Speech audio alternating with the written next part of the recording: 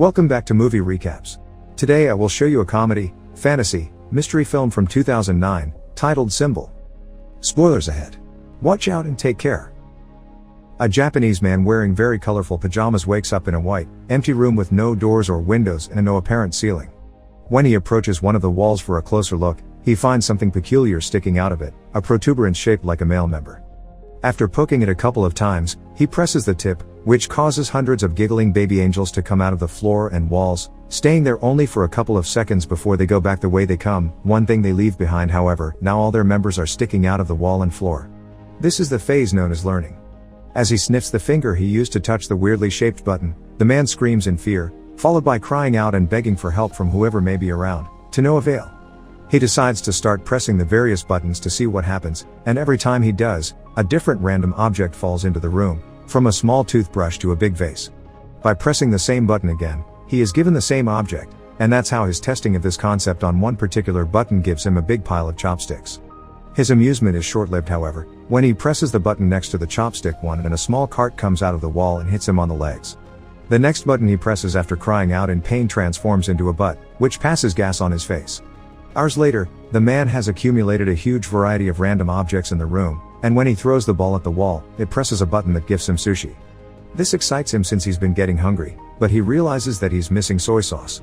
He asks his captors for it, but as always, he gets no answer, so he repeatedly presses one of the buttons until he has a bunch of sushi in front of him but still no sauce. Giving up, the man proceeds to eat the sushi, which he finds rather delicious, and once he's finished the last piece, he presses the button for more, getting furious when a bottle of soy sauce finally shows up. After angrily pushing the bottle out of the way, he presses a different button and gets a pair of old school 3D glasses. When he puts them on, he manages to see a baby angel pointing at his member, and the man gets happy because he thinks he may have found the answer. However, after pressing that particular button, all he gets is a countdown and a giant butt appearing from above to pass gas on top of him. Some hours later, he's read 5 volumes of a manga that he finds very entertaining, but when he presses a button to get the 6th, he gets the 7th instead. Frustrated, he starts trying other buttons, which give him 8 and 9 but still no 6. The last button he tries, though, has an important surprise for him. It opens a section of the wall that hides a door behind it. The man celebrates this discovery, but in his excitement, he loses track of which button is the one that opens the exit. He tries one at random and shockingly sees an African tribesman run from wall to wall. The next one makes water fall on his head. The third one turns out to be the one he needs, and as soon as the wall opens, he runs to it, only to see it close on his face. His second try ends the same way, and it's then he realizes that the door stays open as long as the member tip is down, so he starts trying out different ways to achieve it. First, he goes for a runner position, pressing it with his foot. Next, he hits it with a fly swatter from as far as possible, hoping the distance will make a difference in his running time. None of these work, and neither do pulling it with a jumping rope or hitting it with the air sent by a fan. His following plan is to get on the cart and push it after pressing the button, but after a few tries, he comes to accept he simply can't control it. What he needs to do is find a way to keep the button tip down. He puts the huge vase on top of it, but the button manages to stick back up again, so the man reaches the conclusion that he needs to fill the vase to make it heavier. First, he tries the water button, but it's pointless. No matter how hard he tries to redirect the water, it only falls on him and nowhere else. His next attempt involves filling the vase with sushi, but it becomes so heavy he can't even pick it up. The neck of the vase is also too narrow for his hand to go through, so the man has no other choice but to use chopsticks and remove a bunch of sushi piece by piece. Moments later, once he's removed enough, he manages to barely pick up the vase, so he does exactly that and takes it closer to the buttons. When he gets there, he finds himself having to put down the vase on the floor because he has lost which button it was again, and when he tries one, the African tribesman comes out and accidentally bumps into the base, causing it to crack and break in half. This sends the man over the edge, who, as he freaks out and yells nonstop, finds the right button and begins covering it with sushi. This, of course, doesn't work either, and the little member pops up among the rice. Then the man tries covering the button with tape, followed by tape plus a steel plate, but nothing works. After taking some painkillers to deal with the pain caused by the door every time it hits him on his back and a nap as well, the man wants to wash his teeth, so he presses a button to get water. It was the wrong button though, and this one reveals a rope falling from the ceiling. This instantly improves his mood because it gives him an idea for a new plan. He opens the door, then uses the rope to swing himself across the room and make it before the door closes. Sadly, when he tries to open the door behind the fake wall, he discovers it's locked. He returns to the room just in time before the door closes, although it manages to hit him on his way out anyway, and in frustration, he kicks the wall, activating one of the buttons and revealing the key floating in the middle of the room. Like it happens with the door though, it goes away when the button perks out again, so the man must find a way to keep both the key in the room and the door open. First, however, he needs to find the button again, because he got distracted and lost it. By observing more or less where his foot would have landed when he kicked the wall, he chooses a button only to get a dog coming out of the wall to bark at him. The same happens with the next button, but luckily, the third try is successful. While keeping his eyes and a pointing hand at the button, the man walks backward and grabs a piece of sushi fish that he takes back to the wall to mark the right button with. When he presses it, however, the dog comes out again. This time he finds the button faster and proceeds with his plan. He makes the rope appear and swings on it to reach the different buttons, but it is still enough. As he falls to the floor, he sees a plunger he had gotten from one of the many buttons, and gets an idea on how to solve his little issue. He can use the plunger to touch the wall and push himself farther. After one failed attempt, the plan goes smoothly, and the combination of swinging on the rope and pushing himself with the plunger allows him to press the button key, grab the key, press the door button, and reach the door before it closes.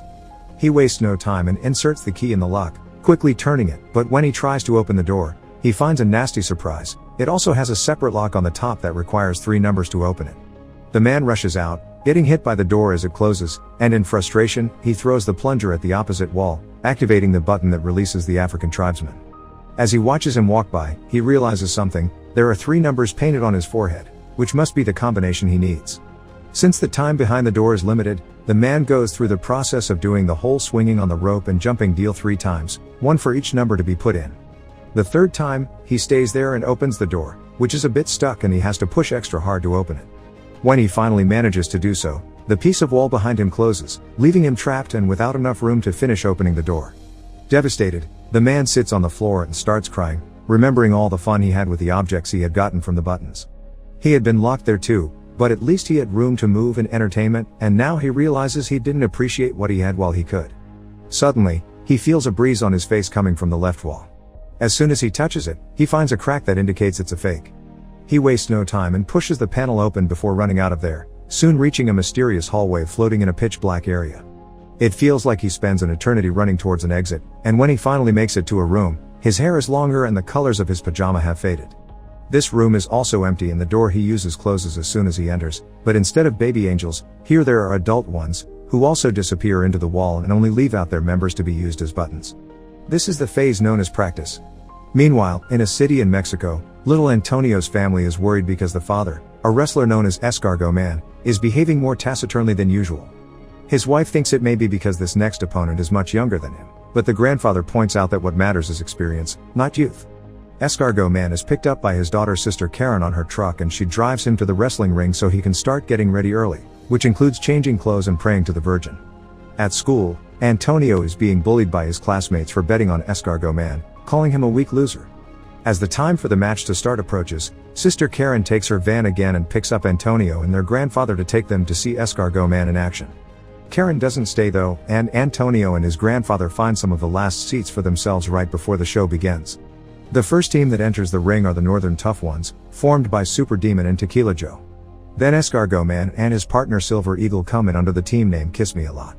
Silver Eagle is the first one to fight for his team with a brilliant beginning, but he's soon overpowered when the Northern Tough Ones fight him together instead of one-on-one.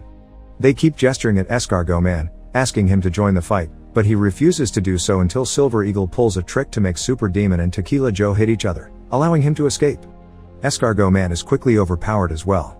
But just when his opponent is about to hit him with a chair, the man in the mysterious room presses a member button and causes Escargot Man to magically extend his neck and knock out both opponents with a hit of his head. In the room, nothing happens, which calls the man's attention, so he keeps pressing the same button, causing Escargot Man to knock out Silver Eagle, the referee, Antonio, and even the bell. Seeing no results, the man starts trying out different buttons. One causes the singer of a metal band to breathe fire above his audience during a concert in Los Angeles. The other makes a Russian magician fail his trick when he tries to make his assistant disappear, and the third one makes a man in China bark at his own dogs. The man is about to give up when he sees some light coming from above and notices that unlike the last room, here there is no ceiling and he can see the angels flying around in the distance. He decides to try something completely new this time. Instead of pressing the member buttons, he will use them to climb the walls. It works, and every time he grabs a button with his hands or steps on them with his feet, something amazing on earth happens, from flowers blossoming to an elephant dying. The highest he goes, the more complex the effects become. It's not only nature anymore, There is also humanity in both the little and the big things, like a toaster and landing on the moon. By the time he makes it to the top, both the man's hair and beard had grown long, and he doesn't need to hold on to the wall anymore. Now he can float as well, just like the angels, and using all his experience gained from the training at the previous rooms, he embraces his role of God and begins choosing humanity's biggest hits on purpose instead of randomly pushing buttons. By the time he's done, he's surrounded by feathers instead of walls, and he enters a glowing portal that takes him to the last room. This one has the continents on its walls and a huge member button that the man is about to press. This is the phase known as future. Make sure to subscribe and turn on notifications so you can watch more videos like this. Thanks for watching.